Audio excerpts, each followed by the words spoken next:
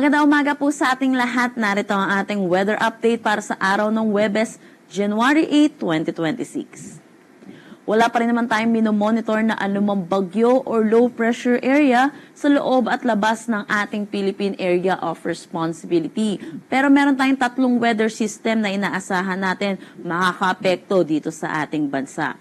Una na dito ang northeast monsoon or amihan na umiiral dito sa malaking bahagi ng Luzon.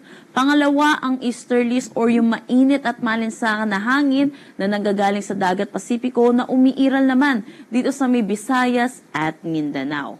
Dahil sa interaction netong northeast monsoon which is malamig na hangin at easterlies mainit at malinsangan na hangin, ito ay nagre-resulta sa tinatawag nating shear line na nagdadala ng mga pag-ulan lalo na dito sa southern Luzon. Kung makikita natin, ito po yung kumpul na kaulapan na nakikita natin dito sa may Bicol region.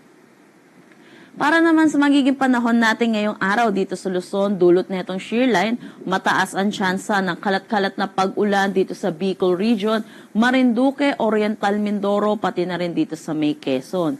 Makakaranas naman ng maulap na papawirin na may mga mahihinang pag-ulan dito sa may Cagayan Valley, Cordillera Administrative Region, pati na rin dito sa may Aurora. Para sa Metro Manila at nalalabing bahagi ng Luzon, makakaranas naman tayo ng maaliwalas na panahon, bahagya hanggang sa maulap na papawirin na may mga isolated na mahihinang pag-ulan.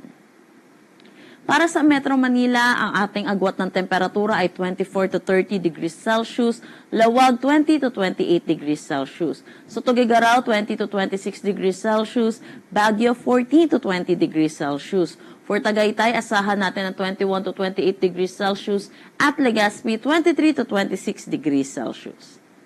Dito naman sa Palawan, dulot din netong shear line, makakaranas din sila ng maulap na papawirin na may mga kalat-kalat na pag-ulan. Dito naman sa buong Visayas at Mindanao, makakaranas sila ng maaliwalas na panahon pero asahan din natin yung init at alinsangan lalo na sa tanghali hanggang hapon na may mataas na tsansa ng localized thunderstorm lalo na sa hapon at sa gabi, dulot netong easterlies. Agwat ng temperatura para sa Puerto Princesa at Kalayaan Islands, 24 to 27 degrees Celsius. Sa Iloilo, 26 to 31 degrees Celsius. Tacloban, 25 to 32 degrees Celsius. Para sa Cebu at Cagayan de Oro, 25 to 31 degrees Celsius. At Zamboanga, 24 to 33 degrees Celsius. Dito rin sa may Davao. Kanina ay naglabas po tayo ng weather advisory hinggil sa ulan na dala na itong shear line na posibleng umabot ng 50 to 100 millimeters of rain. Dito ito sa may Camarines Sur, Albay, Catanduanes at Sorsogon.